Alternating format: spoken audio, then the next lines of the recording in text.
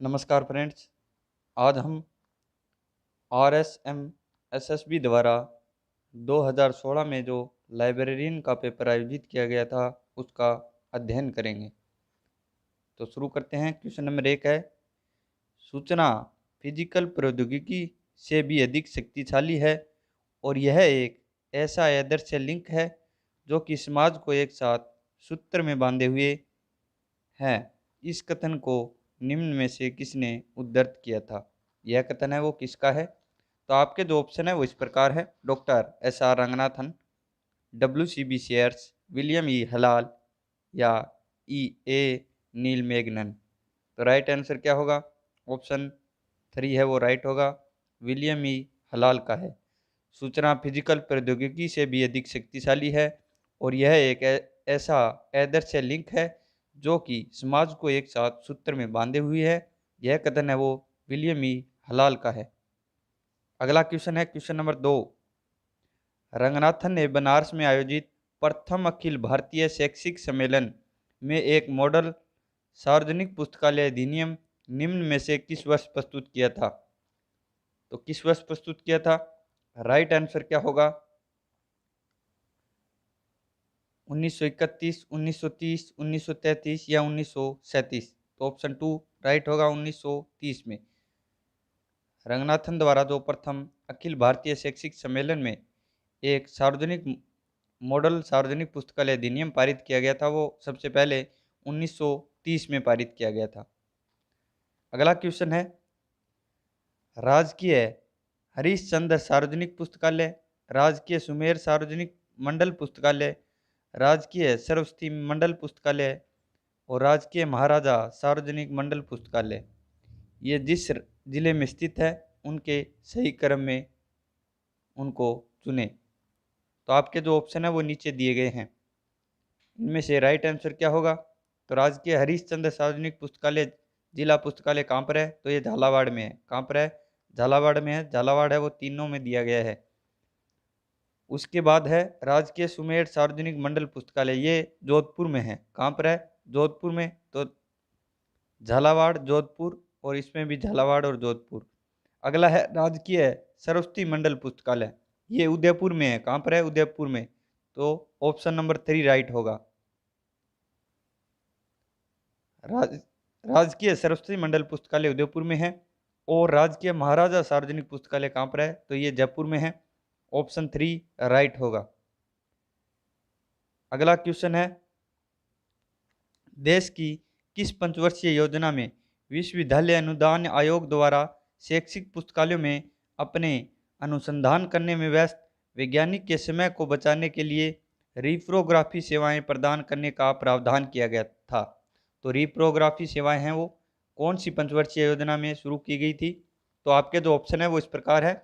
Option A पंचम पंचवर्षीय योजना, चतुर्थ पंचवर्षीय योजना, द्वितीय पंचवर्षीय योजना या छठी पंचवर्षीय योजना। तो राइट आंसर क्या होगा? ऑप्शन 4 राइट होगा। छठी पंचवर्षीय योजना में रिप्रोग्राफी सेवाएं प्रदान करने का प्रावधान किया गया था। ऑप्शन 4 राइट होगा। अगला क्वेश्चन, क्वेश्चन नंबर 5। किस आयोग ने यह सिफारिश की कि विश्वविद्यालय का लाइब्रेरियन किसी भी मामले में एक प्रोफेसर से कम नहीं है, उसे प्रोफेसर की तरह रैंक, स्केल, पद और सेवा आदि दी जानी चाहिए? ये सब है वो कौन से आयोग द्वारा सिफारिश की गई थी?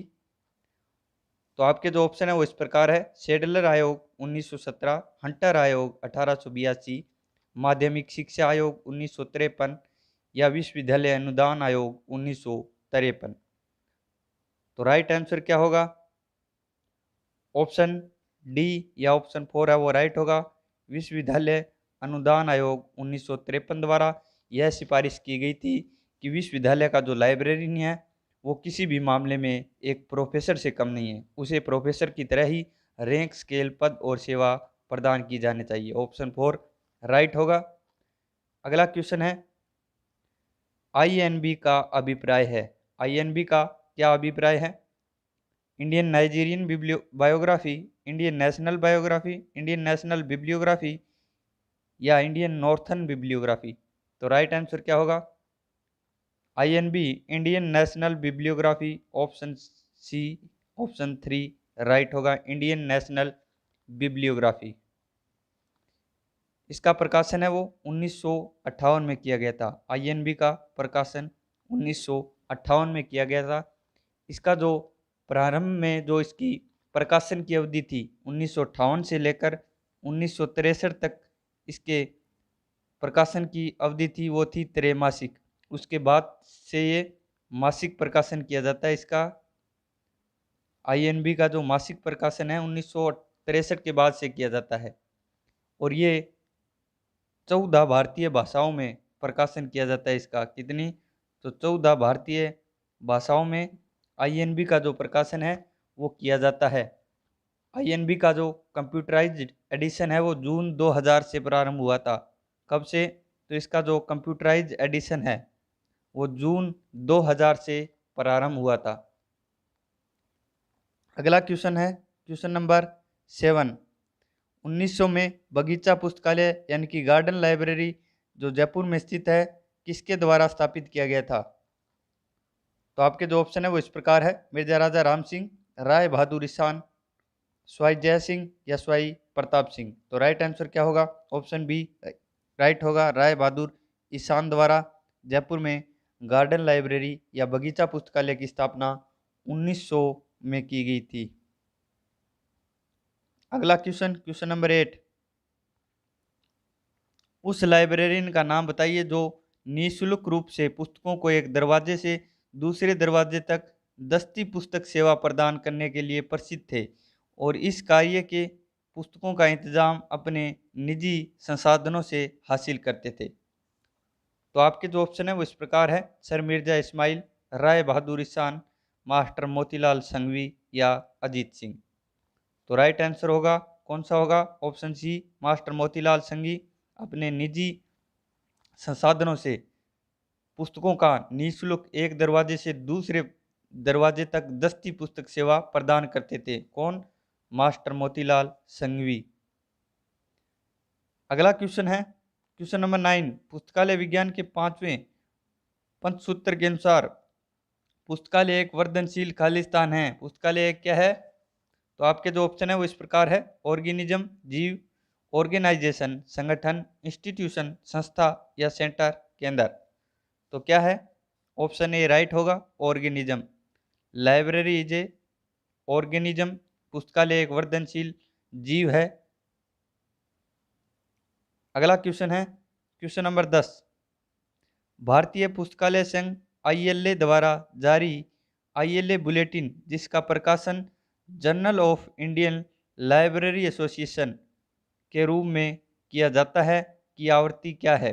उसके जो प्रकाशन की आवृत्ति है वो क्या है? तो आपके जो ऑप्शन है वो इस प्रकार है, द्विमासिक, त्रैमासिक, मासिक या वार्षिक। तो राइट आंसर क्या होगा? ऑप्शन बी त्रैमासिक। क्या है? आईएलए द्वारा जो आईएलए बुलेटिन प्रकाशित की जाती है उसकी जो अवधि है वो त्रैमासिक है। अगला क्वेश्चन है क्वेश्चन नंबर 11। ग्रंथाना एक आधिकारिक सरकारी प्रकाशन है, किसका है? ग्रंथाना है वो एक आधिकारिक सरकारी प्रकाशन किस संस्था का है? तो राष्ट्रीय पुस्तकालय mission, national institute of science communication and information resources NISCAIR नई दिल्ली का। ऑप्शन 3 है राष्ट्रीय ज्ञान आयोग नई दिल्ली का या राजा राम मोहन राय पुस्तकालय प्रतिष्ठान कोलकाता का। तो किसका है? तो ऑप्शन 4 होगा, RRLF यानी कि राजा राम मोहन राय पुस्तकालय प्रतिष्ठान कोलकाता का ग्रंथाना एक आधिकारिक सरकारी प्रकाशन है। अगला क्वेश्चन क्वेश्चन नंबर 12। राजस्थान सार्वजनिक पुस्तकालय अधिनियम विधेयक राजस्थान सरकार द्वारा किस वर्ष पारित किया गया था? आपके जो ऑप्शन है वो इस प्रकार है, option A 2000, option B 2003, option C 2006 या ऑप्शन डी 2012। तो राजस्थान में सार्वजनिक पुस्तकालय अधिनियम ऑप्शन सी राइट होगा, 2006 में पारित किया गया था। कब किया गया था? 2006 में। अगला क्वेश्चन क्वेश्चन नंबर 13। पुस्तकालय उपकर किससे संबंधित है? पुस्तकालय उपकर है वो किससे संबंधित है? आपके जो ऑप्शन है वो इस प्रकार है, सार्वजनिक पुस्तकालय, शैक्षिक पुस्तकालय, विशेष पुस्तकालय या ई लाइब्रेरी। तो किससे संबंधित है? ऑप्शन ए राइट होगा, सार्वजनिक पुस्तकालय से। पुस्तकालय उपकर है वो सार्वजनिक पुस्तकालयों की आय का स्रोत है, इसलिए सार्वजनिक पुस्तकालयों से संबंधित है। अगला क्वेश्चन है क्वेश्चन नंबर 14। पुस्तकालय समिति निम्न में से किसका अंग है? पुस्तकालय समिति है वो इनमें से किसका अंग है? तो आपके जो ऑप्शन है वो इस प्रकार है, पुस्तकालय मानव संसाधन, पुस्तकालय वित्त, पुस्तकालय कार्मिक या पुस्तकालय शासन यानी कि लाइब्रेरी गवर्नेंस का। तो किसका है? ऑप्शन डी राइट होगा, पुस्तकालय शासन या लाइब्रेरी गवर्नेंस का पुस्तकालय समिति है वो अंग है। अगला क्वेश्चन है क्वेश्चन नंबर 15। वर्तमान में राजस्थान में कुल कितने राजकीय सार्वजनिक मंडल पुस्तकालय है? तो आपके जो ऑप्शन है वो इस प्रकार है, 7, 6, 8 या 5। तो राजस्थान में मंडल कितने हैं? 7 है। तो मंडल पुस्तकालय भी कितने होंगे? 7 होंगे। ऑप्शन ए राइट होगा, राजस्थान में 7 मंडल पुस्तकालय है। अगला क्वेश्चन है क्वेश्चन नंबर 16। वर्तमान में राजस्थान के राजकीय सार्वजनिक पुस्तकालय किस विभाग के अधीन संचालित है? आपके जो ऑप्शन है वो इस प्रकार है, समाज कल्याण विभाग, उच्च शिक्षा विभाग, भाषा एवं पुस्तकालय विभाग या माध्यमिक शिक्षा विभाग। तो राइट आंसर क्या होगा? ऑप्शन सी राइट होगा, भाषा एवं पुस्तकालय विभाग के अधीन वर्तमान में जो राजस्थान के राजकीय सार्वजनिक पुस्तकालय है वो संचालित है। किसके? तो भाषा एवं पुस्तकालय विभाग के अधीन। ऑप्शन 3 राइट होगा। अगला क्वेश्चन है क्वेश्चन नंबर 17। सन 1972 में यूनेस्को द्वारा मानविकी और सामाजिक विज्ञान के क्षेत्र में कंप्यूटरीकृत सूचना पुनः प्राप्ति योजना के परीक्षण बाबत निम्न में से कौन सा परीक्षण किया गया था? तो आपके जो ऑप्शन है वो इस प्रकार है, पुस्तकालय और सूचना पुनः प्राप्ति प्रणाली सामाजिक और मानव विज्ञान के लिए। ऑप्शन 2 है, सामाजिक और मानव विज्ञान के लिए डेटा रिट्रीवल प्रणाली। ऑप्शन 3 सामाजिक और मानव विज्ञान के लिए प्रलेखन पुनः प्राप्ति प्रणाली या ऑप्शन 4 सामाजिक और मानव विज्ञान के लिए सूचना पुनः प्राप्ति प्रणाली। तो राइट आंसर क्या होगा? ऑप्शन 2 ऑप्शन बी राइट होगा, सामाजिक और मानव विज्ञान के लिए डेटा रिट्रीवल प्रणाली 1972 में यूनेस्को द्वारा परीक्षण बाबत परीक्षण किया गया था, DARE के अंतर्गत सामाजिक और मानव विज्ञान के लिए डेटा रिट्रीवल प्रणाली के अंतर्गत। ऑप्शन 2 राइट होगा। अगला क्वेश्चन है क्वेश्चन नंबर 18। यूनेस्को द्वारा सार्वजनिक पुस्तकालय घोषणा पत्र अंतिम बार किस वर्ष संशोधित किया गया था? यूनेस्को का जो सार्वजनिक पुस्तकालय घोषणा पत्र है उसे अंतिम बार किस वर्ष संशोधित किया गया था? आपके जो ऑप्शन है वो इस प्रकार है, ऑप्शन ए 1978, 2006, 2009 या 1994। तो पहला सार्वजनिक पुस्तकालय घोषणा पत्र 1949 में जारी किया गया था, जबकि इसमें जो अंतिम बार संशोधन है वो ऑप्शन 4 राइट होगा, 1994 में किया गया था। कब? तो 1994 में। अगला question, international federation of library association यानी कि इफ्ला, इफ्ला की स्थापना है वो किस वर्ष हुई थी? आपके जो ऑप्शन है इस प्रकार है, 30 सितंबर 1927, 27 सितंबर 1927, 29 सितंबर 1927 या 28 सितंबर 1927। तो इफ्ला की जो स्थापना है वो ऑप्शन ए राइट होगा, 30 सितंबर 1927 को इफ्ला की स्थापना की गई थी। कब? तो 30 सितंबर 1927 को। अगला क्वेश्चन है क्वेश्चन नंबर 20। एक ऐसा कार्यविधि जिससे विभिन्न पुस्तकालयों के कार्यों को एक से अधिक कॉमन्स द्वारा साझा किया जाता है को किस नाम से जाना जाता है? आपके जो ऑप्शन है वो इस प्रकार है, ऑप्शन ए संसाधन प्रबंधन, ऑप्शन बी संसाधन साझा, ऑप्शन सी संसाधन लेखा या ऑप्शन डी संसाधन संकट। तो राइट आंसर क्या होगा? ऑप्शन बी राइट होगा, संसाधन साझा के नाम से जाना जाएगा इसे। ऑप्शन 2 राइट होगा। अगला क्वेश्चन है, दशमलव वर्गीकरण पद्धति का प्रथम संस्करण की आख्या से प्रकाशित हुआ है। दशमलव वर्गीकरण पद्धति का प्रथम संस्करण किसकी आख्या से प्रकाशित हुआ है? तो आपके जो ऑप्शन है वो इस प्रकार है, average Dewey decimal classification scheme से, option 2 Dewey decimal classification scheme से, option 3 CD-ROM David decimal classification scheme से, या option 4 a classification and subject index for cataloguing and arranging the books and pamphlets of a library. तो right answer क्या होगा? Option D right होगा। दशमलव वर्गीकरण पद्धति का जो प्रथम संस्करण है वो a classification and subject index for cataloguing and arranging the books and pamphlets of a library की आख्या से प्रकाशित हुआ था, इस नाम से प्रकाशित किया गया था। अगला क्वेश्चन नंबर 22, दशमलव वर्गीकरण पद्धति का वह कौन सा संस्करण है जिसकी आख्या में डीवी का नाम नहीं था अपितु उसे मुख्य पृष्ठ के पीछे लिखा गया था? डीडीसी का कौन सा संस्करण था जिसमें मेलविल डेवी का नाम नहीं था जबकि उसे मुख्य पृष्ठ के पीछे लिखा गया था? तो आपके जो ऑप्शन है इस प्रकार है, प्रथम, 18वां, 21वां या 22वां। तो कौन सा था? पहला संस्करण था जो मेलविल डेवी के नाम से प्रकाशित नहीं हुआ था।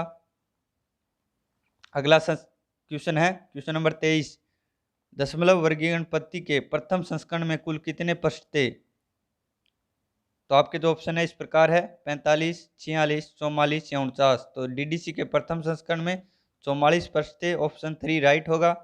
और प्रथम संस्करण है वो मेलविल डेवी के नाम से प्रकाशित नहीं हुआ था जबकि उसे मुख्य पृष्ठ के पीछे लिखा गया था। अगला क्वेश्चन है, द्विबिंदु वर्गीकरण पद्धति निम्न में से किससे संबंधित है? आपके जो ऑप्शन है वो इस प्रकार है, आंशिक फेस्टेड, अन्य फेस्टेड, लगभग फेस्टेड या निर्बाध फेस्टेड। तो राइट आंसर क्या होगा? ऑप्शन 4 निर्बाध फेस्टेड। द्विबिंदु वर्गीकरण पद्धति है वो निर्बाध फेस्टेड या फ्रीली फेस्टेड से संबंधित है। ऑप्शन 4 है वो राइट होगा। अगला क्वेश्चन है क्वेश्चन नंबर 26, शब्द लिटरेरी वारंट को किसके द्वारा प्रस्तुत किया गया था? लिटरेरी वारंट को किसके द्वारा प्रस्तुत किया गया था? आपके जो ऑप्शन है वो इस प्रकार है, मेलविल डेवी, ई विद्वान हलमे, डॉक्टर एस आर रंगनाथन या ए नील मेघनन। तो राइट आंसर क्या होगा? राइट आंसर होगा ऑप्शन बी, ई विद्वान हलमे द्वारा। शब्द लिटरेरी वारंट है वो ई विद्वान हलमे द्वारा प्रस्तुत किया गया था। इससे पहले एक प्रश्न रह गया, सॉरी। द्विबिंदु वर्गीकरण पद्धति में द्विबिंदु निम्न में से किसका प्रतिनिधित्व करता है? द्विबिंदु वर्गीकरण पद्धति में द्विबिंदु है वो किसका प्रतिनिधित्व करता है? तो आपके जो ऑप्शन है वो इस प्रकार है, शून्य, ओल्ड शून्य, दो शून्य या नवीन शून्य। तो कौन सा होगा राइट आंसर? ऑप्शन डी, नवीन शून्य का। द्विबिंदु वर्गीकरण पद्धति में द्विबिंदु है वो नवीन शून्य का प्रतिनिधित्व करता है। लिटरेरी वारंट तो ई विद्वान हलमे द्वारा प्रस्तुत किया गया था। अगला क्वेश्चन नंबर 27, कैटालॉग शब्द निम्न में से किस ग्रीक अभिव्यक्ति के संयोजन से प्राप्त किया गया है? यानी कैटालॉग शब्द है वो ग्रीक भाषा के कौन से शब्द से मिलकर बना है? तो आपके जो ऑप्शन है वो इस प्रकार है, काटा प्लस लोगोस, काटा प्लस लोग्स, केटा प्लस लोगिस या केटा लोगुस। तो किससे बना है? ऑप्शन बी राइट होगा, काटा प्लस लोग्स से। ऑप्शन बी राइट होगा। अगला क्वेश्चन नंबर 28, कैटालॉग जब दो या अधिक पुस्तकालयों के संग्रह के प्रतिनिधित्व करते हैं तो उसे क्या कहा जाता है? आपके जो ऑप्शन है वो इस प्रकार है, वर्गीकृत सूची, संघ सूची, शब्दकोशीय सूची या विषय सूची। तो क्या कहा जाएगा उसे? ऑप्शन बी राइट होगा, संघ सूची। ऑप्शन बी संघ सूची कहलाएगा। अगला क्वेश्चन है क्वेश्चन नंबर 29, वर्गीकृत सूची संहिता है। वर्गीकृत सूची संहिता है, आपके जो ऑप्शन है वो इस प्रकार है, ए नीलमेघन द्वारा प्रतिपादित रंगनाथन की प्रथम ग्रंथ, डीआरटीसी द्वारा प्रतिपादित, या ऑप्शन 4 भारत की प्रथम वर्गीकृत सूची संहिता। तो राइट आंसर क्या होगा?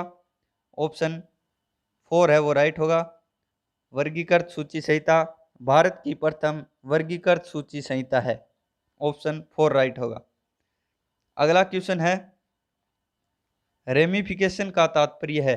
रेमिफिकेशन से क्या तात्पर्य है? तो आपके जो ऑप्शन है वो इस प्रकार है, पंक्ति, उपसूत्र, विषय का विभाजन एवं उपविभाजन या सामान्य एकल। तो ऑप्शन 3 राइट होगा। रेमिफिकेशन से जो आशय है वो विषय का विभाजन एवं उपविभाजन। अगला क्वेश्चन, क्वेश्चन नंबर 31, निम्न में से उस चिन्ह को चुनिए जिसका प्रयोग दोनों द्विबिंदु वर्गीकरण पद्धति और दशमलव वर्गीकरण पद्धति में होता है, यानी कि सीसी और डीडीसी दोनों वर्गीकरण पद्धतियों में जिस चिन्ह का प्रयोग होता है वो इनमें से कौन सा है? तो आपके जो ऑप्शन है वो इस प्रकार है, अर्धविराम, डॉट चिन्ह, बराबर चिन्ह या उद्धरण चिन्ह। तो राइट आंसर क्या होगा? ऑप्शन बी, डॉट चिन्ह का प्रयोग है वो दोनों वर्गीकरण पद्धतियों, द्विबिंदु वर्गीकरण पद्धति और दशमलव वर्गीकरण पद्धतियों में होता है। ऑप्शन 2 राइट होगा, डॉट चिन्ह। अगला क्वेश्चन है क्वेश्चन नंबर 32,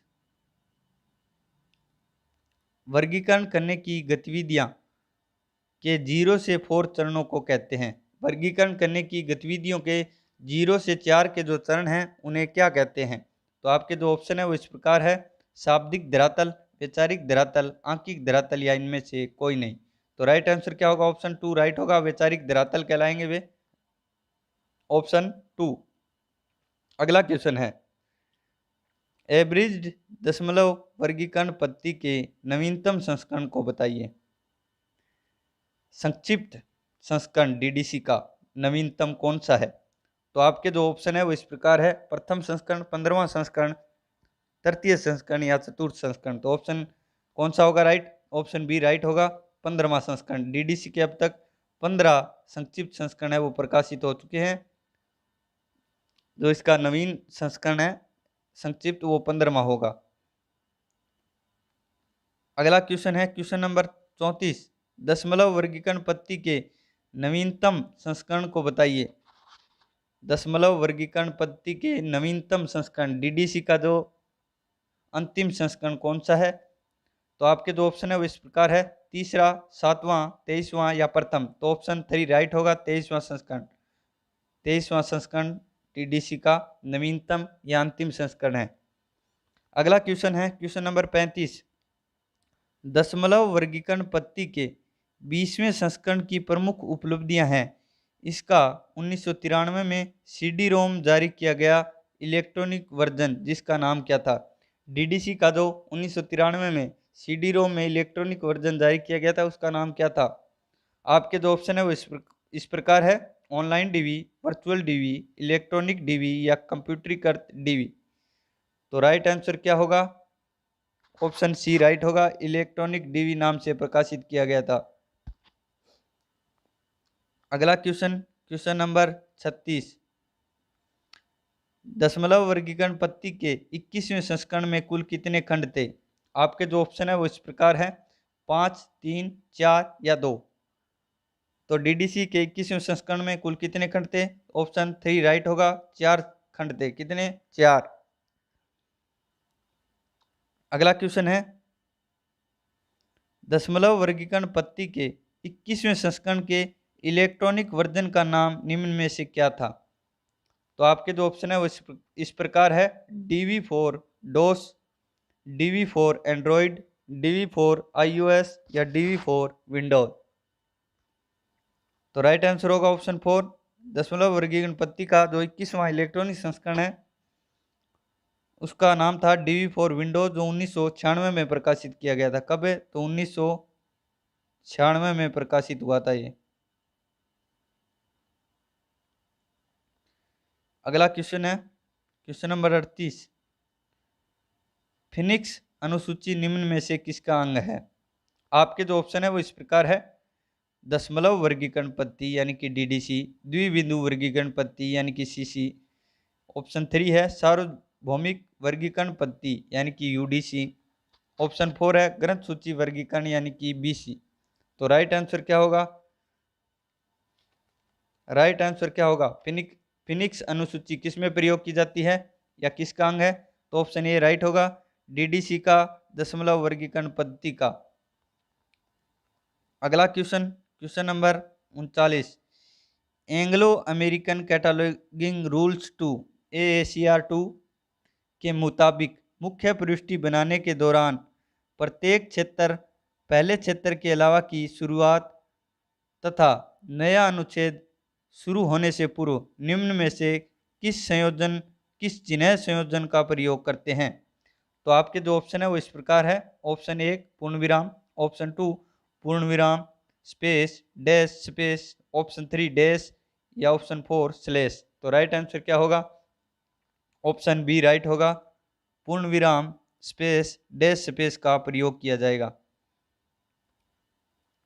अगला question, question number 40, Anglo American cataloguing rules AACR 2 के मुताबिक यदि सूचना निर्धारित स्रोतों के अलावा बाहर से ली जाती है तो उनको निम्न में से किस कोष्ठक में बंद किया जाता है। आपके जो ऑप्शन है वो इस प्रकार है, मंझला कोष्ठक, छोटा कोष्ठक, बड़ा कोष्ठक या कोण कोष्ठक। तो राइट आंसर क्या होगा? ऑप्शन सी बड़ा कोष्ठक में लिखे जाएंगे। किसमें? ऑप्शन सी राइट होगा, बड़ा कोष्ठक। अगला क्वेश्चन, क्वेश्चन नंबर 41, परिग्रहण क्रमांक का अर्थ है। परिग्रहण क्रमांक का अर्थ है, आपके जो ऑप्शन है वो इस प्रकार है। ऑप्शन 1 ग्रंथ का वर्गांक यानी कि क्रमांक अंक, ऑप्शन 2 प्रत्येक पुस्तकालय द्वारा प्रदत्त किए जाने वाला यूनिक संख्या, ऑप्शन 3 ग्रंथ का ग्रंथ अंक यानी कि बुक नंबर, या ऑप्शन 4 ग्रंथ का वर्ग अंक। तो राइट आंसर क्या होगा क्वेश्चन नंबर 41 में? ऑप्शन बी राइट होगा, प्रत्येक पुस्तकालय द्वारा प्रदत्त किए जाने वाले यूनिक संख्या है वो परिग्रहण क्रमांक कहलाती है। ऑप्शन 2 राइट होगा इसमें। अगला क्वेश्चन है क्वेश्चन नंबर 42, निधानी सूची का मुख्य उपयोग है। आपके जो ऑप्शन है वो इस प्रकार है, सूचीकरण, वर्गीकरण, भौतिक सत्यापन या परिचालन। तो निधानी सूची का मुख्य उपयोग क्या है? ऑप्शन सी राइट होगा, भौतिक सत्यापन में। निधानी सूची का जो मुख्य उपयोग है वो क्या है? भौतिक सत्यापन में। अगला क्वेश्चन है, परिग्रहण पंजिका की मानक आकार क्या है। आपके जो ऑप्शन है वो इस प्रकार है, 16x12, 16x11, 16x14 या 16x13। तो राइट आंसर क्या होगा? 16x13, ऑप्शन 4 राइट होगा। परिग्रहण पंजिका की जो मानक आकार है वो 16x13 है। अगला क्वेश्चन, क्वेश्चन नंबर 44, पुस्तकालय सूची पत्रक विशेष रूप निर्मित दराजों में रखे जाते हैं, उनको निम्न में से क्या कहा जाता है। आपके जो ऑप्शन है वो इस प्रकार है, चार्जिंग ट्रे, फिलिंग उपकरण, प्रदर्शन ग्रंथाधार या सूची कैबिनेट। तो क्या कहा जाएगा? ऑप्शन बी राइट होगा, फिलिंग उपकरण। पुस्तकालय सूची पत्रक विशेष रूप निर्मित दराजों ड्रायर्स में रखे जाते हैं, उनको फिलिंग उपकरण कहा जाता है। ऑप्शन 2 राइट होगा। अगला क्वेश्चन, पुस्तकालय द्वारा क्रय की पुस्तकों का भुगतान निम्न में से किस प्रक्रिया के बाद किया जाता है। आपके जो ऑप्शन है वो इस प्रकार है, परिग्रहण, वर्गीकरण, सूचीकरण या निधानी व्यवस्थापन। तो परिग्रहण होगा, ऑप्शन ए राइट होगा। पुस्तकालय में पुस्तकालय के परिग्रहण करने के पश्चात उनका जो भुगतान है वो किया जाता है परिग्रहण प्रक्रिया के बाद। अगला क्वेश्चन, तकनीकी प्रभाग द्वारा मुख्यतः 2 कार्य संपादित किए जाते हैं, जिनमें वर्गीकरण तथा ऑप्शन ए सूचीकरण, परिग्रहण, अनुक्रमणीकरण या सारकरण। तो राइट आंसर क्या होगा? ऑप्शन ए राइट होगा, सूचीकरण। तकनीकी प्रभाग द्वारा मुख्यतः 2 कार्य संपादित किए जाते हैं, वर्गीकरण और सूचीकरण। अगला question, question number 47, question number 47 है, पाठक द्वारा पुस्तक लौटाने पर उसे पुस्तक जमा कर कार्ड्स लौटा दिए जाते हैं, इस प्रक्रिया को निम्न में से कहा जाता है। तो आपके जो ऑप्शन है वो इस प्रकार है, सूचीकरण, होल्डिंग, आगम यानी कि डिस्चार्जिंग या निर्गम यानी कि चार्जिंग। तो क्या कहलाएंगी? ऑप्शन सी राइट होगा, आगम डिस्चार्जिंग। क्या कहलाएगा? आगम या डिस्चार्जिंग। अगला क्वेश्चन, पुस्तकालय में प्रवेश पर पाठकों के निजी सामान को निम्न में से किसमें रखा जाता है। आपके जो ऑप्शन है वो इस प्रकार है, क्लॉक कक्ष, संपत्ति काउंटर, गेट काउंटर या स्टोर रूम। किस में रखा जाएगा? राइट आंसर क्या होगा? ऑप्शन बी राइट होगा, संपत्ति काउंटर में। किसमें? संपत्ति काउंटर में। ऑप्शन 2 राइट होगा। अगला क्वेश्चन है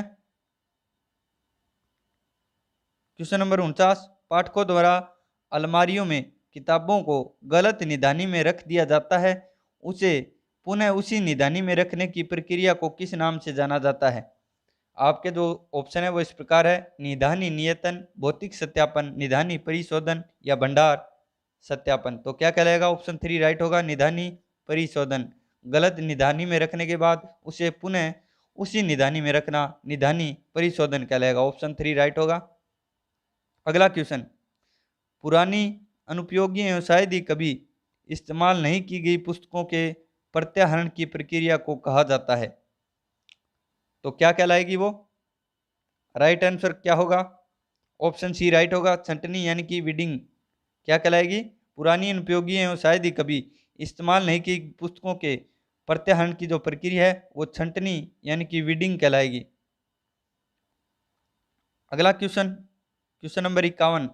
सामान्य वित्तीय लेखा एवं नियम 2005 के अनुसार प्रति 1000 पुस्तकों के निर्गमन एवं परामर्श पर निम्नलिखित में किसके बराबर नुकसान है वो उचित रूप माना जाता है? सामान्य वित्तीय लेखा एवं नियम 2005 के अनुसार 1000 पुस्तकों पर कितनी पुस्तकें हैं वो नुकसान है वो उचित रूप माना जाता है? कितनी पुस्तकों के बराबर? तो राइट आंसर क्या होगा? 5। ऑप्शन डी राइट होगा, 5 पुस्तकों के बराबर नुकसान है वो उचित माना जाएगा। अगला क्वेश्चन है, जल्दसाजी की प्रक्रिया के प्रथम चरण में खंडों के सभी भागों एवं पन्नों को सर्वप्रथम सही ढंग से सही अनुक्रम में व्यवस्थित किया जाता है, जिसे माना जाता है, उसे क्या माना जाता है? सिलाई, सुरक्षण, खिंचाई या समाकलन। तो राइट आंसर क्या होगा? ऑप्शन डी राइट होगा, समाकलन माना जाएगा। क्या माना जाएगा? समाकलन। अगला क्वेश्चन है, पुस्तकालय में जल्दसाजी का प्रमुख उद्देश्य पुस्तक सामग्री को प्रदान करना है। पुस्तक सामग्री को क्या प्रदान करना है? तो नीचे ऑप्शन दिए गए हैं, उनमें से राइट आंसर है वो कौन सा होगा? ऑप्शन डी राइट होगा, टिकाऊ और स्थायित्व प्रदान करना है। क्या है? पुस्तकालय में जल्दसाजी है वो उद्देश्य पुस्तक सामग्री को टिकाऊ एवं स्थायित्व प्रदान करना है।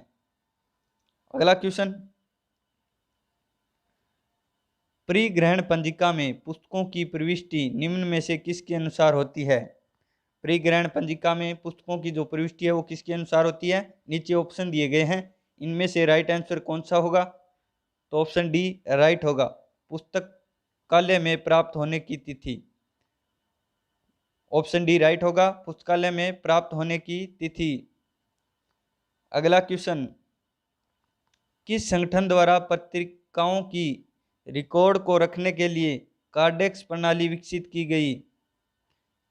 किस संगठन द्वारा पत्रिकाओं का रिकॉर्ड रखने के लिए कार्डेक्स प्रणाली का विकास किया गया था? तो राइट आंसर क्या होगा? राइट आंसर होगा भारत के रेमिगटन रैंड कंपनी द्वारा। ऑप्शन ए राइट होगा, भारत के रेमिगटन रैंड कंपनी द्वारा। अगला क्वेश्चन, क्वेश्चन नंबर 56। कार्डेक्स एक कैबिनेट आकार उपकरण है जिसमें एक कैबिनेट में 16 ट्रे होती हैं, जिसमें एक ट्रे में कितने अधिकतम प्रकाशन के रिकॉर्ड रखे जा सकते हैं? तो नीचे ऑप्शन दिए गए हैं, इनमें से राइट आंसर क्या होगा? ऑप्शन बी राइट होगा, 64। कितने अधिकतम प्रकाशन के रिकॉर्ड रखे जाएंगे? तो 64। अगला क्वेश्चन, चमड़े का उपयोग जल्दसाजी की प्रक्रिया चमड़े का उपयोग जल्दसाजी की सामग्री के रूप में होता है, जिसे खालिस्तान सबसे मजबूत चमड़ा है। सबसे मजबूत चमड़ा कौन सा है? तो ऑप्शन डी राइट होगा, भेड़ का चर्म। कौन सा है? भेड़ का चमड़ा है वो सबसे मजबूत होगा। अगला क्वेश्चन है, इनमें से कौन सी पद्धति का इस्तेमाल पुस्तकों के निर्गम एवं आगम हेतु नहीं किया जाता है? निवारक, ब्राउन, पंजिका प्रणाली, अभिलेख पद्धति। तो कौन सी का नहीं होगा? अभिलेख पद्धति का प्रयोग है वो नहीं होगा पुस्तकों के निर्गम एवं आगम के लिए। निवारक पद्धति का भी प्रयोग किया जाता है, ब्राउने पद्धति का भी और पंजिका पद्धति का। अगला क्वेश्चन, पुस्तकों के निर्गम एवं आगम हेतु डे बुक पद्धति एवं खाता बही पद्धति निम्न में से किसके प्रकार है? डमी प्रणाली के, डेट्राइट स्वचार्जिक विधि के, रजिस्टर प्रणाली के या अस्थायी पर्ची सिस्टम के? तो राइट आंसर क्या होगा? ऑप्शन सी राइट होगा, रजिस्टर प्रणाली के प्रकार है। किसके हैं? ऑप्शन सी रजिस्टर प्रणाली के। अगला क्वेश्चन, क्वेश्चन नंबर 60, इनमें से कौन सा कार्य परिचालन विभाग से संबंधित नहीं है? पाठकों का पंजीकरण, पुस्तकों का निर्गम एवं आगम, अतिदेय शुल्क वसूली या वर्गीकरण एवं सूचीकरण? तो ऑप्शन सी राइट होगा, अतिदेय शुल्क वसूली है वो परिचालन विभाग से संबंधित नहीं है। ऑप्शन सी राइट होगा। अगला क्वेश्चन है, निम्न में से पुनर्निवेशन मैकेनिज्म किस सेवा का हिस्सा है? छायांकित अनुकृतीकरण का, सामयिक अभिज्ञता सेवा का, अनुवाद सेवा का या चयनित सूचना प्रसारण सेवा का? किसका है? तो ऑप्शन डी राइट होगा, चयनित सूचना प्रसारण सेवा यानी कि एसडीआई का हिस्सा है। अगला क्वेश्चन, वर्णनात्मक जानकारी पता करने के उचित स्रोत हैं? ग्रंथ संदर्भ सूची, निर्देशिका, विश्वकोश या शब्दकोश? तो राइट आंसर क्या होगा? ऑप्शन सी राइट होगा, विश्वकोश। विश्वकोश है वो वर्णनात्मक जानकारी का पता करने के लिए उचित स्रोत है। ऑप्शन सी राइट होगा। अगला क्वेश्चन, शोध पत्रिका में प्रकाशित लेख हैं तृतीय स्रोतों, संदर्भ स्रोतों, माध्यमिक स्रोतों या प्राथमिक स्रोतों? ऑप्शन डी राइट होगा, प्राथमिक स्रोतों से। शोध पत्रिका में प्रकाशित लेख है वो प्राथमिक स्रोत है। कौन से प्राथमिक स्रोत हैं? अगला क्वेश्चन है, संदर्भ स्रोतों में वे होते हैं जो आकार में बड़े होते हैं, आसानी से घर पर पढ़ सकते हैं, विशेष जानकारी प्राप्त करने के लिए पुस्तकालय में ही इस्तेमाल किए जाते हैं या महंगे होते हैं? तो राइट आंसर कौन सा होगा? ऑप्शन सी राइट होगा, संदर्भ स्रोत वे होते हैं जिनमें विशेष जानकारी प्राप्त करने के लिए पुस्तकालय में ही इस्तेमाल किए जाते हैं।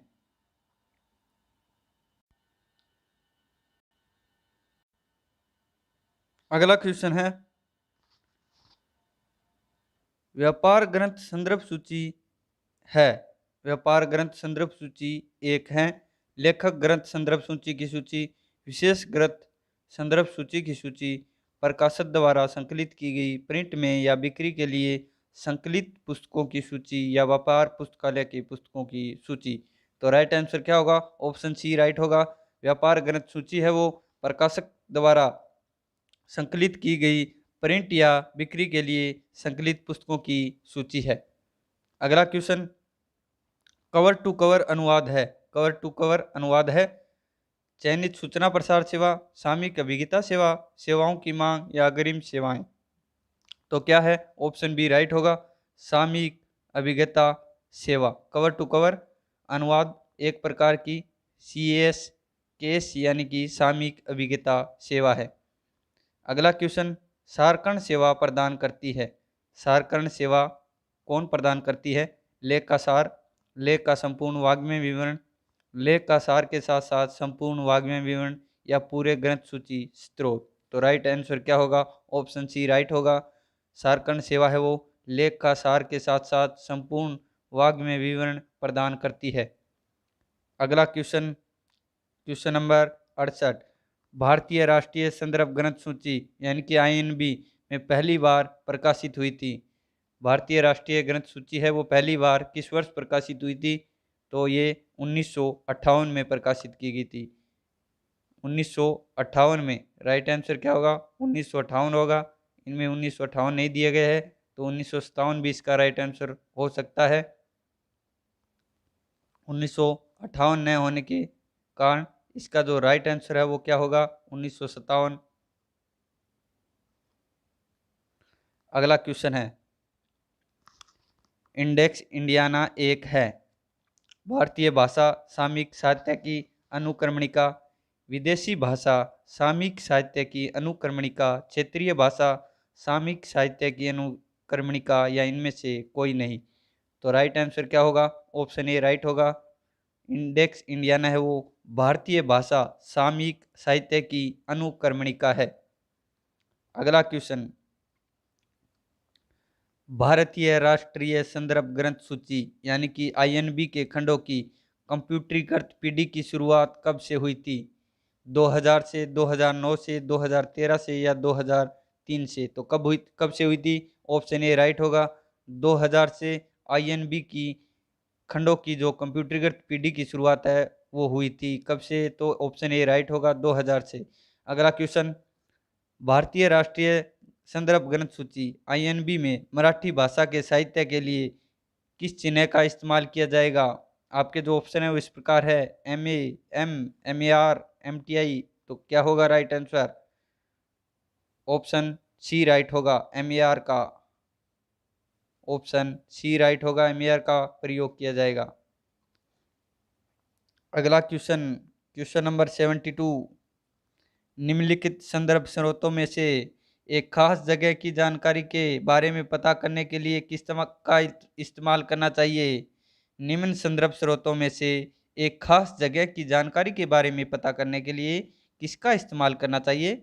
निर्देशिका का, गजेटियर, विश्वकोश या शब्दकोश? तो किसका? ऑप्शन बी राइट होगा, गजेटियर का। किसका? गजेटियर का।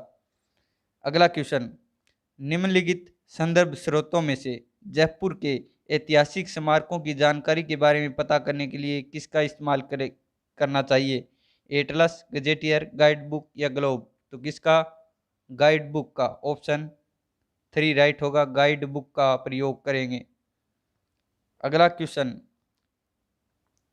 बुक्स इन प्रिंट प्रकाशन की आवृत्ति क्या है?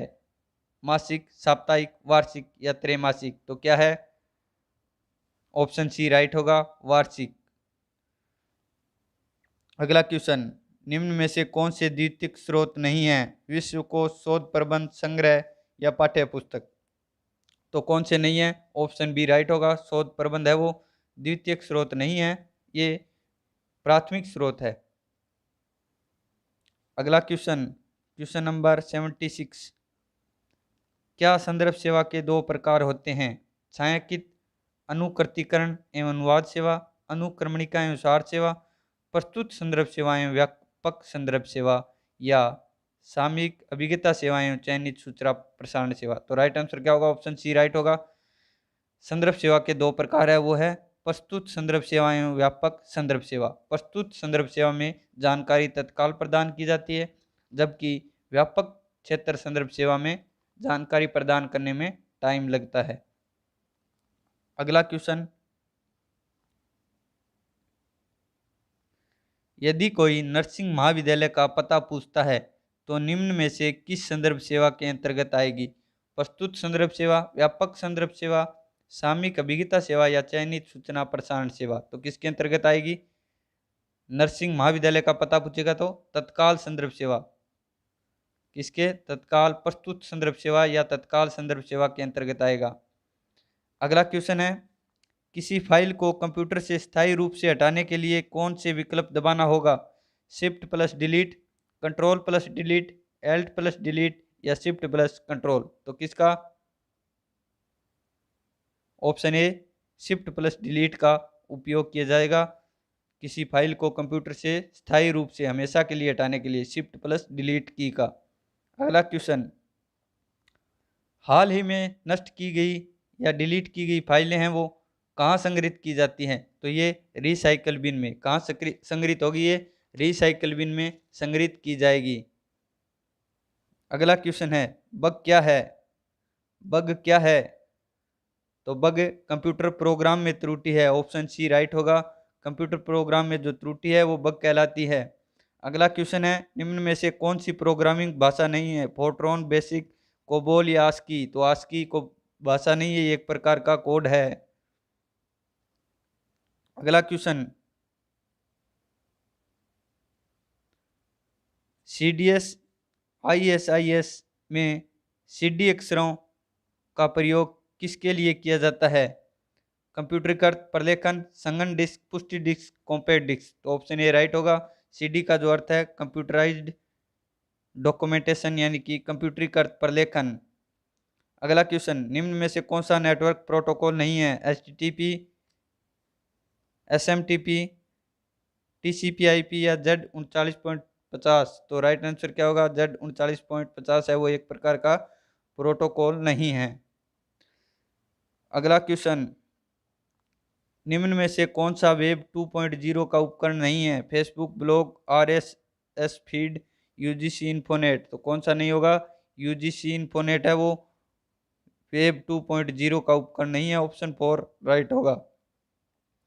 अगला क्वेश्चन, इलेक्ट्रॉनिक लाइब्रेरी है एक पत्रिका, एक जर्नल, एक विश्वकोश या एक शब्दकोश। तो क्या है? एक जर्नल है। एक इलेक्ट्रॉनिक लाइब्रेरी एक प्रकार की जर्नल है। अगला क्वेश्चन है, मार्क के अंतर्गत शब्दों या अभिलेखों के संग्रह को निम्न में से क्या कहते हैं? सिस्टम, नेटवर्क, वेबसाइट या डेटाबेस। तो क्या कहलाएगा? डेटाबेस। क्या कहलाएगा? Option D, database. अगला क्वेश्चन, नया फ़ॉन्ट स्थापित करने के लिए प्रयोग किया जाएगा। तो नया फ़ॉन्ट है वो स्थापित करने के लिए सबसे पहले स्टार्ट, फिर सेटिंग, कंट्रोल पैनल और फ़ॉन्ट का चयन करेंगे। ऑप्शन ए राइट होगा। सबसे पहले कहाँ? स्टार्ट, उसके बाद सेटिंग, कंट्रोल पैनल और फ़ॉन्ट। अगला क्वेश्चन, निम्नलिखित में से किस सर्च इंजन का प्रयोग विशेष रूप से वैज्ञानिक जानकारियों से संबंधित है? गूगल, याहू, साइरस या अल्टाविस्टा। तो किसका? साइरस का प्रयोग वैज्ञानिक जानकारियों के लिए किया जाता है। अगला क्वेश्चन है, उच्च स्तर की भाषा है, हाई लेवल लैंग्वेज कौन सी है? डिस्क स्थान निर्भर, ओएस निर्भर, मशीन स्वतंत्र या मशीन निर्भर। तो कौन सी होगी? ऑप्शन सी राइट होगा, मशीन स्वतंत्र। उस स्तर की भाषा है वो मशीन स्वतंत्र भाषा है। अगला क्वेश्चन, निम्नलिखित में से कौन सा कथन ई पत्रिकाओं के बारे में सच नहीं है? वे डिजिटल माध्यम से वितरित की जाती है, इनका भी संपादक और संपादकीय बोर्ड होता है, यह पूर्णतया निःशुल्क होती है, इनका भी क्रमिक अंतराल से प्रकाशन होता है।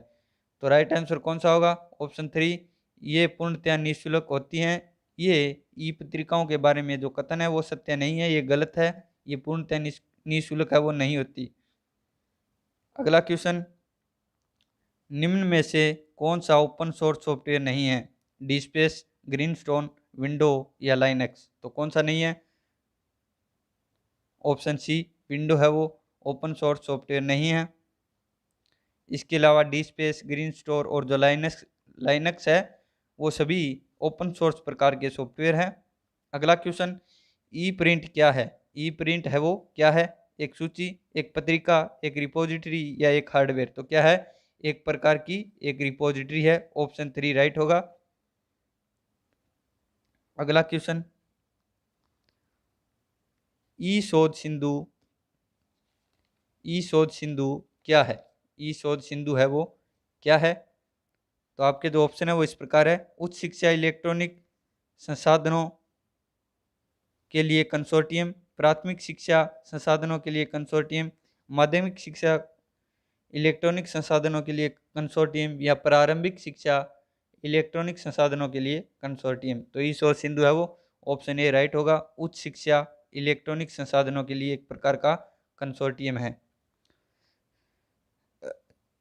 अगला क्वेश्चन, निम्न में से कौन सी सेवा सूचना और पुस्तकालय नेटवर्क इनफिलिपनेट से संबंधित नहीं है? शोध गंगा, शोध गंगोत्री, शोध यमुनोत्री या ई शोध सिंधु। तो कौन सा नहीं है? ऑप्शन सी शोध यमुनोत्री है वो इनफिलिपनेट से संबंधित नहीं है। इसके अलावा शोध गंगा, शोध गंगोत्री और ई शोध सिंधु ये सभी जो इनफिलिपनेट के कार्यक्रम हैं। अगला क्वेश्चन, शोध गंगोत्री के एक राष्ट्रीय स्तर की रिपोजिटरी है, ई समाचार पत्र, ई थीसिस, ई सिनोप्सिस या ई जर्नल। तो राइट आंसर क्या होगा? ई सिनोप्सिस। ऑप्शन 3 या ऑप्शन सी राइट होगा। शोध गंगोत्री एक राष्ट्रीय स्तर की ई सिनोप्सिस प्रकार की रिपोजिटरी है। अगला क्वेश्चन, समाकलित परिपथ यानी कि इंटीग्रेटेड चिप आईसी का प्रयोग कंप्यूटर की किस पीढ़ी में किया जाने लगा? प्रथम, द्वितीय, तृतीय या चतुर्थ में। तो किस पीढ़ी में? ऑप्शन सी राइट होगा, तृतीय में, तीसरी पीढ़ी में आईसी का प्रयोग किया जाने लगा था। अगला क्वेश्चन,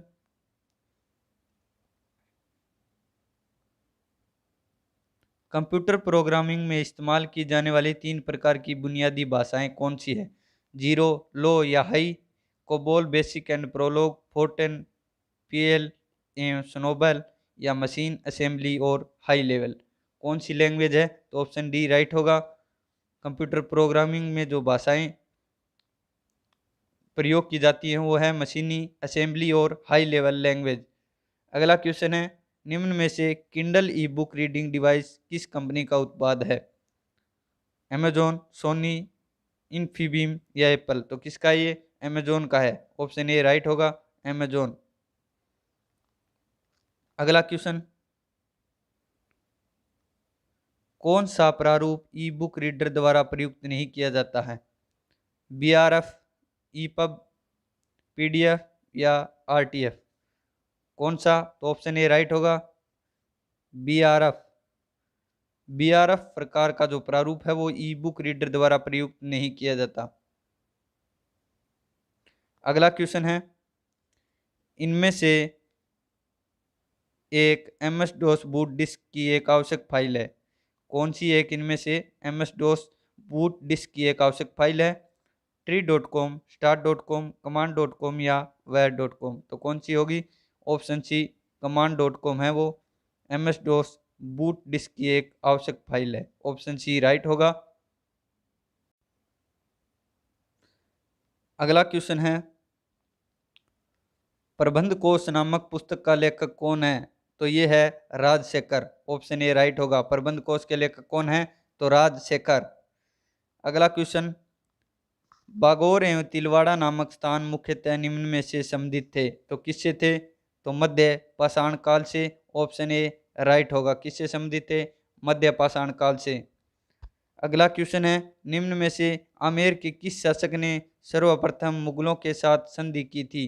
तो राजा बहरमल ने सर्वप्रथम मुगलों के साथ संधि की थी, जो आमेर के शासक थे। अगला क्वेश्चन, क्वेश्चन नंबर 104, मेवाड़ एवं मारवाड़ की संयुक्त सेनाएं मुगलों के द्वारा कहाँ पराजित की गई थी? तो ये दंबारी 1680 में। ऑप्शन 3 राइट होगा। मेवाड़ एवं मारवाड़ की जो संयुक्त सेनाएं थी वो मुगलों द्वारा देबारी 1680 में पराजित की गई थी। अगला क्वेश्चन, निम्न में से किसने अपने आप को हिंदुस्तान का बादशाह नाडोल में जनवरी 1981 में घोषित किया गया था? तो किसने? शाहजादा अकबर ने। ऑप्शन डी राइट होगा। शहजादा अकबर ने अपने आप को हिंदुस्तान का बादशाह नाडोल में जनवरी 1981 में घोषित किया था। अगला क्वेश्चन है, निम्नलिखित जोड़ों में से कौन सा एक सही मेल नहीं है? कौन सा एक है वो इनमें से सही मेल है वो नहीं है? तो इसका राणा कुंभा गोहिल सही है, राव मालदेव राठौड़ सही है, राणा संगा गोहिल सही है, राव चंद्रसेन भाटी ये गलत है, इसमें ये नहीं होगा। ऑप्शन 4 है वो, इसमें मेल नहीं खाता।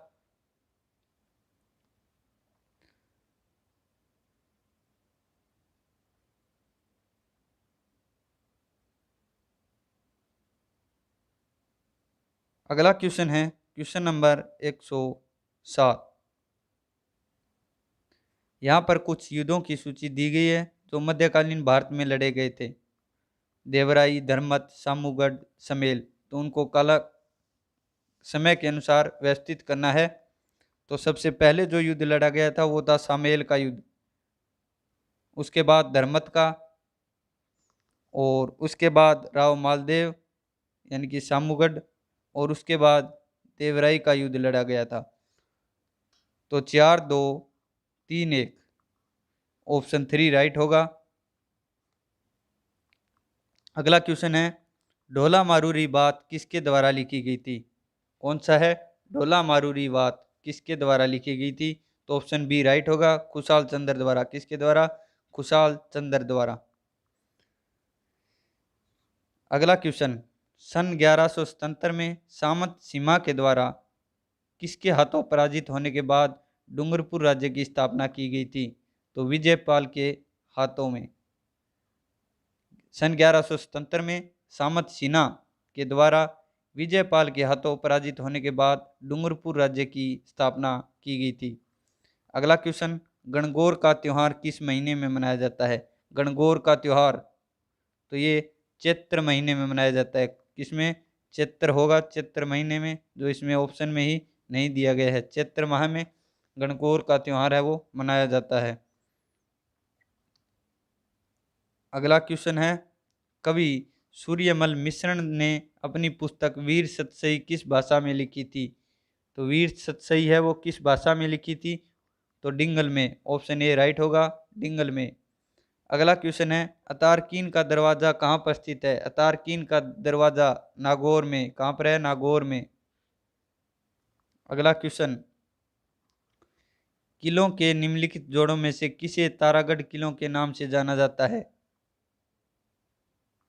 तो बूंदी और अजय मेरू दुर्ग को। किसे? ऑप्शन ए राइट होगा, बूंदी और अजय मेरू दुर्ग के किलों को तारागढ़ किलों के नाम से जाना जाता है। अगला क्वेश्चन, काजी हमीदुद्दीन सुहरावर्दी को किस स्थान पर सर्वप्रथम काजी बनाया गया था? तो ये नागौर में। ऑप्शन ए राइट होगा, नागौर में बनाया गया था। अगला क्वेश्चन, निम्नलिखित में से कौन सा कथन हवा महल के बारे में सत्य है? कौन सा कथन सत्य है इनमें से? तो पहला कथन है वो सत्य है, उसका निर्माण प्रताप सिंह द्वारा 1792 में किया गया था, उसके 5 मंजिलें हैं।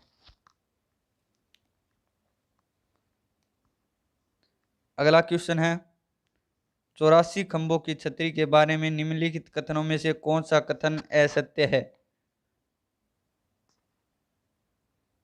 इस छतरी का निर्माण राव विष्णु सिंह के काल में राव देवा द्वारा कराया गया था, यही गलत है इसमें। इस छतरी का निर्माण राव अनिरुद्ध सिंह के काल में राव देवा द्वारा कराया गया था, ये सही होगा। यह छतरी बूंदी के पास देवपुरा में स्थित है, ये भी सही है, बूंदों के पास। और उसका निर्माण 1683 से 1695 के मध्य कराया, ये सही है। इसमें ऑप्शन ए है वो गलत होगा, गलत है, इसलिए राइट आंसर क्या होगा? ऑप्शन 1। अगला क्वेश्चन, विनायका हथियागोड़ एवं कोलवी की प्रसिद्ध बुद्ध गुफाएं किस जिले के अंतर्गत स्थित है, जो कि प्रसिद्ध पर्यटन स्थल है? विनायका हथियागोड़ एवं कोलवी की जो प्रसिद्ध गुफाएं हैं वो किस जिले में स्थित है, जो कि एक प्रसिद्ध पर्यटन स्थल है? किस जिले में है? तो ये झालावाड़ में है। किस में है? झालावाड़ में। ऑप्शन 2 राइट होगा, झालावाड़ में। अगला क्वेश्चन, प्रसिद्ध स्मारक सुनहरी कोठी, सुनहरी कोठी है वो कहाँ पर स्थित है? तो टोंक में। ऑप्शन 3 राइट होगा, सुनहरी कोठी टोंक में स्थित है। अगला क्वेश्चन, झाला जालिम सिंह के बारे में कौन सा कथन सही नहीं है? वह कोटा राज्य का शासक था, ये गलत है, ये राइट होगा। ये गलत है तो ये राइट होगा। कौन सा कथन सही नहीं पूछा गया है, तो ऑप्शन ए ही राइट होगा, वह कोटा राज्य का शासक नहीं था। अगला क्वेश्चन, 1817 ईस्वी में किन राज्यों के द्वारा ब्रिटिश ईस्ट इंडिया कंपनी के साथ संधि की गई थी? तो ऑप्शन बी, किशनगढ़, करौली एवं कोटा द्वारा की गई थी। ऑप्शन बी राइट होगा। 1817 में ब्रिटिश ईस्ट इंडिया कंपनी के साथ जो संधि किशनगढ़, करौली एवं कोटा ने की थी। किसने? किशनगढ़, करौली एवं कोटा ने। अगला क्वेश्चन, कुशाल सिंह की पराजय के बाद ब्रिटिश सेना ने आहुआ पर कब्जा कब किया था? तो ये 24 जनवरी 1858 को किया था। ऑप्शन ए राइट होगा। कब किया था? 24 जनवरी 1858 को। अगला क्वेश्चन है, प्रसिद्ध भगत आंदोलन का नेतृत्व किया गया था, तो ये गोविंदगिरी, गोपालिया और पूंजा धीरजी ने। ऑप्शन ए राइट होगा, गोविंदगिरी, गोपालिया एवं पूंजा धीरजी द्वारा प्रसिद्ध भगत आंदोलन का नेतृत्व किया गया। अगला क्वेश्चन, किसान पंचायत जिसकी स्थापना 1916-17 में की गई थी, इस संगठन का संबंध किससे था? किससे था? तो बिजोलिया से था। किससे? ऑप्शन 4 राइट होगा, इसका संबंध है वो बिजोलिया से था। अगला क्वेश्चन, जयपुर प्रजामंडल की स्थापना खालिस्तान में खालिस्तान के द्वारा की गई। तो जयपुर प्रजामंडल की स्थापना है वो किसके द्वारा किस की गई, तो ये कौन सा होगा राइट आंसर, किन के द्वारा की गई थी ये। तो जयपुर प्रजामंडल की जो स्थापना है वो जमनालाल बजाज एवं कपूर चंद पाटनी द्वारा की गई थी। ऑप्शन डी राइट होगा 1931 में, किसके द्वारा, जमनालाल बजाज एवं कपूर चंद पाटनी द्वारा। अगला क्वेश्चन,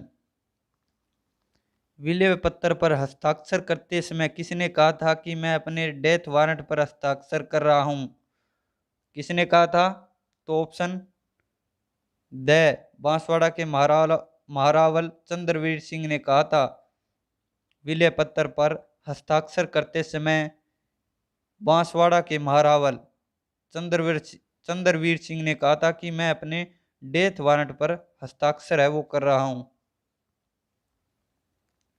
अगला क्वेश्चन, राजस्थान राज्य की स्थिति एवं विस्तार के संबंध में निम्नलिखित में से कौन सा कथन सही नहीं है। राज्य का उत्तर दक्षिण एवं पूर्व पश्चिम विस्तार 869 एवं 826 किलोमीटर है, तो ये कथन ही गलत है, 826 एवं 869 होगा। उत्तर दक्षिण में 826 एवं पूर्व पश्चिम में 869 होगा ये, तो ऑप्शन ए राइट होगा, ये कथन है वो गलत है। अगला क्वेश्चन, राजस्थान के धरातलीय स्वरूपों के संबंध में निम्नलिखित में से कौन सा कथन गलत है, कौन सा गलत कथन है। पश्चिमी बालू का मैदान 33 सागर के अवशेष है, तो ये सही कथन है। इसके बाद है दक्षिणी पूर्वी पठार गोंडवाना लैंड का विस्तारित भाग है, ये भी सही है। अरावली एक वलित श्रेणी है, ये भी सही है। उत्तर पूर्वी मैदान सिंधु नदी द्वारा निर्मित भाग है, ये गलत होगा। ऑप्शन 4 राइट होगा इसका आंसर, ये गलत है, बाकी इसके सही थे। अगला क्वेश्चन, राजस्थान में अफीम का उत्पादन निम्नलिखित में से किस जिलों में होता है। अफीम का उत्पादन तो झालावाड़ कोटा एवं चित्तौड़गढ़ में, ऑप्शन सी राइट होगा, झालावाड़ कोटा एवं चित्तौड़गढ़। अगला क्वेश्चन, राजस्थान की मिट्टी के संबंध में निम्नलिखित में से कौन सा कथन सत्य नहीं है। तो थार मरुस्थल में ग्रेनाइट और बलुआ पत्थर शैलों से बलुई मिट्टी का निर्माण किया जाता है, ये सही है। दक्षिणी भाग में ग्रेनाइट नीस एवं क्वार्टज शैलों से लोमी मिट्टी का निर्माण हुआ, ये भी सही है। और दक्षिणी पूर्वी भाग में बेसाल्ट लावा के क्षरण से काली मिट्टी का निर्माण हुआ, ये भी सही है। दक्षिणी भाग में फास्फेटिक शैलों के क्षरण से मिश्रित लाल मिट्टी का निर्माण हुआ, ये गलत है। राइट आंसर क्या होगा, ऑप्शन 4। अगला क्वेश्चन, अपोहाय क्षेत्र की दृष्टि से राजस्थान की नदी प्रणालियों का सही अवरोही क्रम, तो ऑप्शन डी होगा, ऑप्शन डी सही होगा।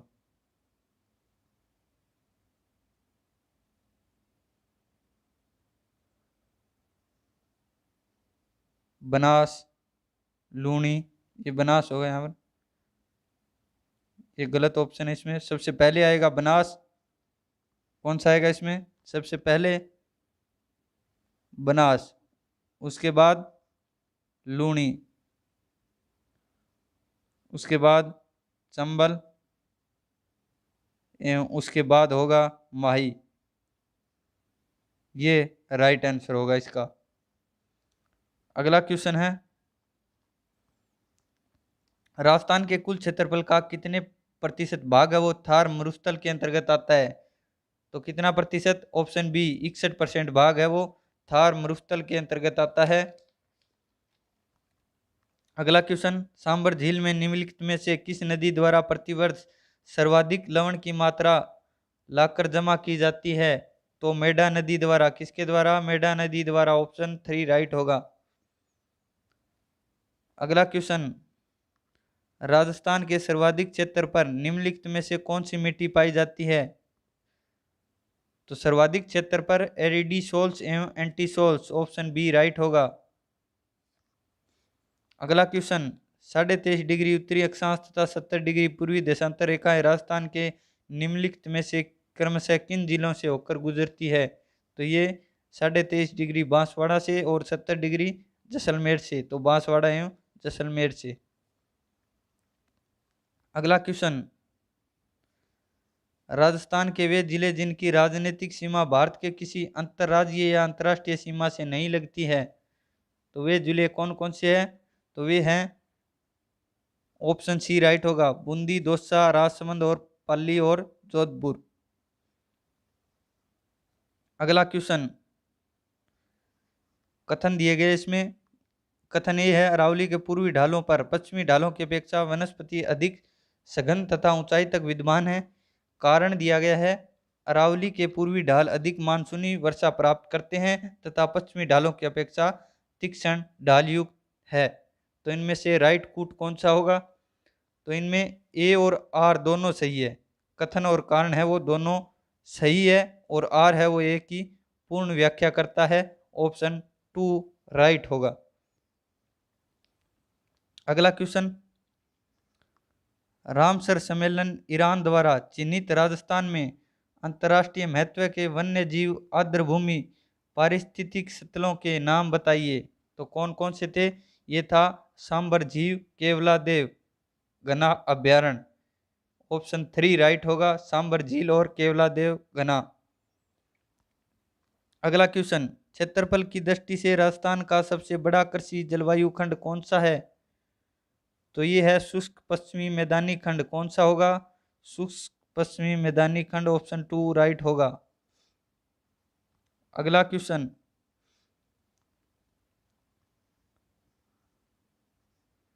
राजस्थान की जलवायु दशाओं के संबंध में निम्नलिखित में से कौन सा कथन सत्य है? कौन सा कथन सत्य है? तो ऑप्शन ए सत्य होगा इसमें, राजस्थान की जलवायु दशाएं तापमान और वर्षा की चरम सीमाओं से युक्त है। अगला क्वेश्चन, निम्नलिखित में से कौन सा युग्म सही सुमेलित नहीं है? तो इंदिरा लिफ्ट नहर परियोजना सवाई माधोपुर में है, ये सही है। जाखम परियोजना प्रतापगढ़ में है, ये भी सही है। भीमसागर परियोजना है वो 12 में नहीं है, ये राइट आंसर होगा। सावन भादो ये भी कोटा में है, तो ऑप्शन सी है वो राइट होगा, भीमसागर परियोजना 12 में नहीं है। अगला क्वेश्चन, राजस्थान में शुष्क सागवान के वृक्षारोपण हेतु सर्वाधिक उपयुक्त जिले कौन से हैं? शुष्क सागवान के रोपण हेतु तो ये है डूंगरपुर, बांसवाड़ा एवं उदयपुर। ऑप्शन 2 राइट होगा। अगला क्वेश्चन,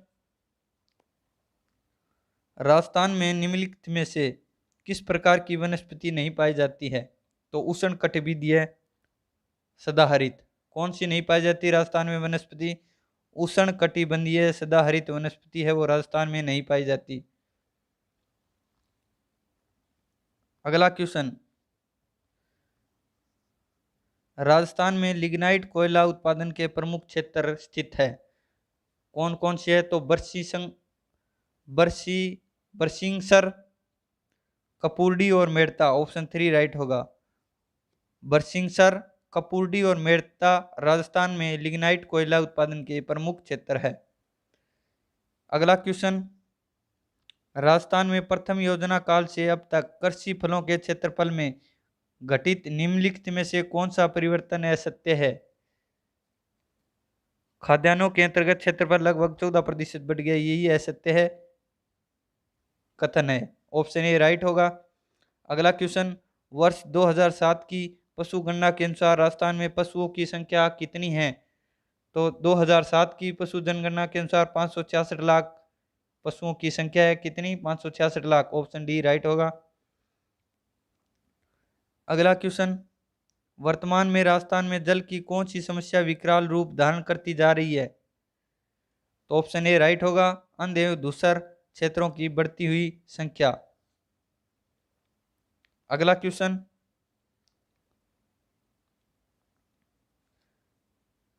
सूची 1 को सूची 2 से सम्मिलित कीजिए। जयनारायण व्यास, तो जयनारायण व्यास कहाँ की है?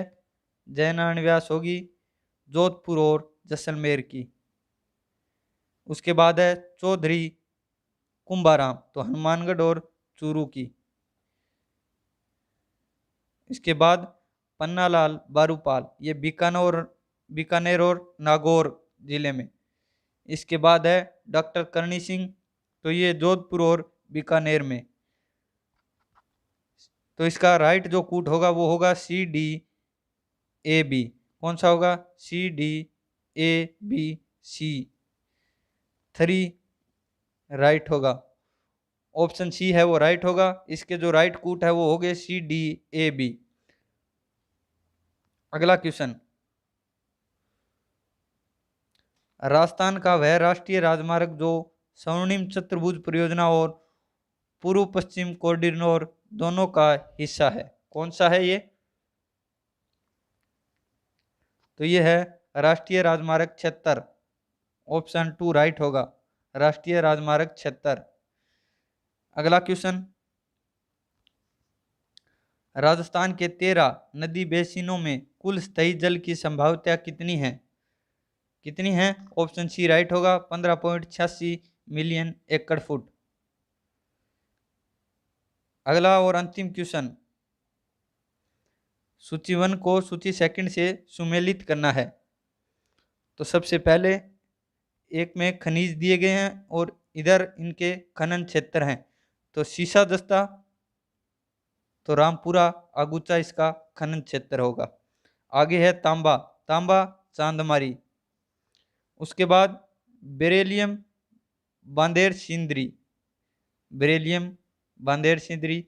और लोहे अयस्क मोरिजा, कौन सा होगा? मोरिजा। ऑप्शन ए राइट होगा, ACBD ये राइट कूट होगा। तो आज के लिए बस इतना ही दोस्तों, धन्यवाद।